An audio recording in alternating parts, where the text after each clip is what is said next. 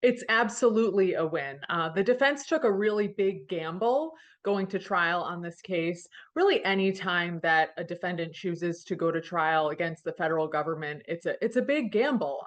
They have a lot in their favor, and it really paid off for Combs.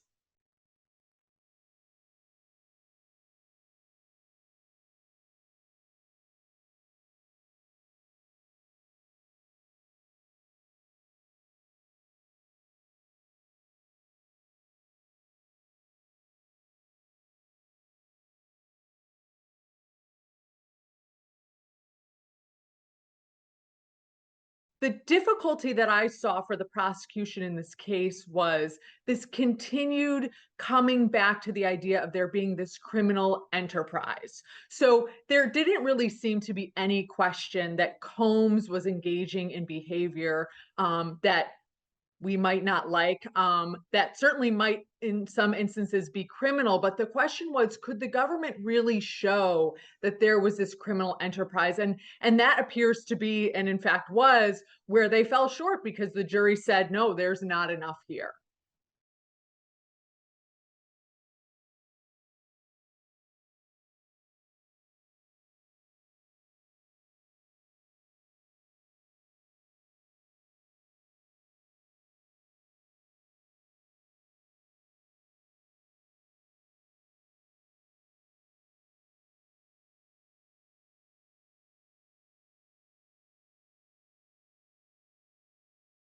So we had the two counts of sex trafficking, which he was found not guilty of, and then two counts of transportation to engage in prostitution, which he was found guilty of.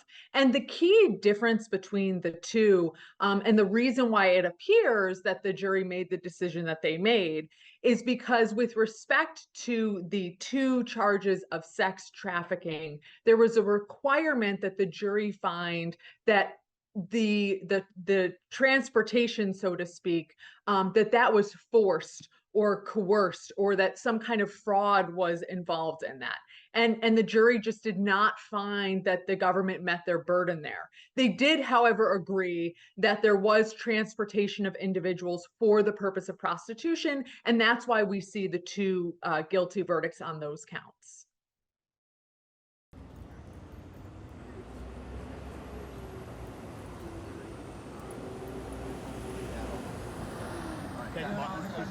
Love you, Mr. Hartnett.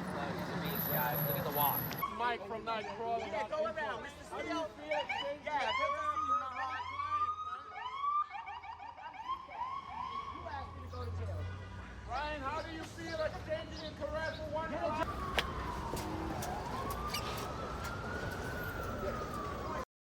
The number one thing that the defense team did right was they embraced what I call the bad facts, right? So instead of fighting against everything, instead of, taking that awful video from the hotel and saying it's not what you think it is, he's not hurting her. They said, they took responsibility on Combs' behalf and said, we take responsibility for this behavior. This was wrong. This was not right. And in fact, if this case was a domestic abuse case, we wouldn't be sitting here, because he is guilty of that. But members of the jury, let us point you to all the places where the government has not met its burden. And that's where they were clearly very successful.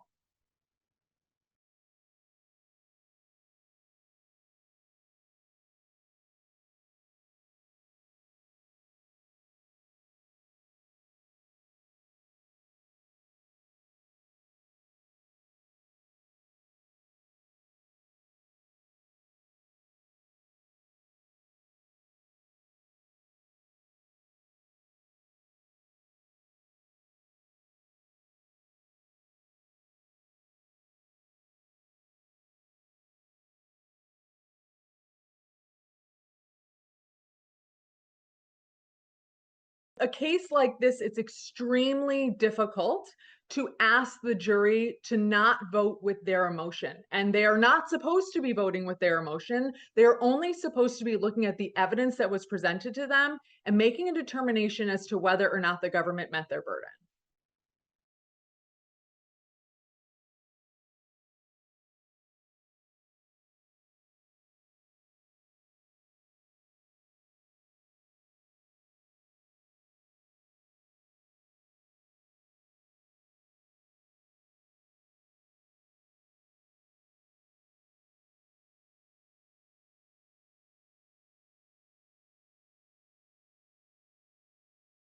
with respect to the two counts that he was found guilty of, he faces a maximum sentence of 10 years imprisonment with respect to each of those counts.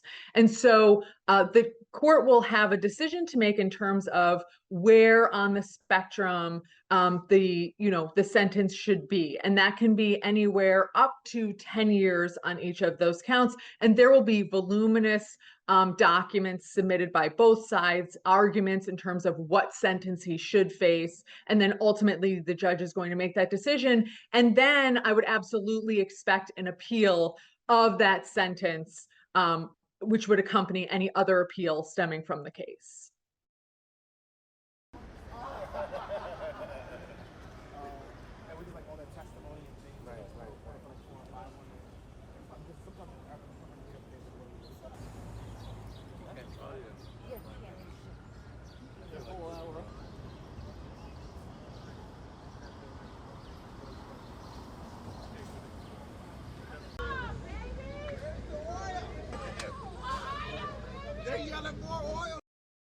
I think it was overall a fair verdict. I think he could have easily been convicted of the fourth charge as well, but he definitely should do some time, in my opinion, just given the severity of everything, the victims, including Cassie, which was the main victim, among several others. So I definitely think it was a fair verdict. I think the jury definitely had a lot to deliberate on, so they had a very short amount of time, so they probably could have convicted him if it was. I'm a little bit shocked. I get a little bit of goosebumps on my arm because I thought he was guilty. But of course, I'm not a juror. I didn't follow the whole case, but I'm a little bit shocked. Yeah. Why? Because my gut feeling was that he was really guilty, and that I thought that he really gonna be punished on all numbers and counts, and so I'm a little bit shocked that he's cleared on most of the parts. Well, I'm kind of happy for him. I always felt like they had, a lot of bogus charges against him. Maybe some were substantiated, others weren't, and I feel like he got rightfully his just due today. I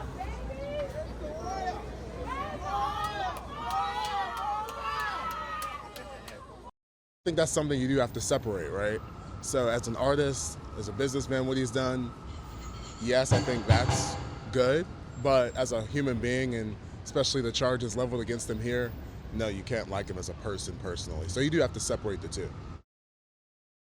I'm a tour guide. I run a tour guide business, basically of Europeans visiting New York. And I wrote a couple of city guides about New York. And this today is part of the tour, part of the experience, because this is totally different. We're not used in Europe this kind or type of trials. And so this I included in the experience. I think it was fair. I think the prosecution presented a good case, but I also believe that the defense presented an even better case in Diddy's favor. So, the best man won. They yelling more oil at the damn thing. Not them yelling more oil. Right, you're not lying.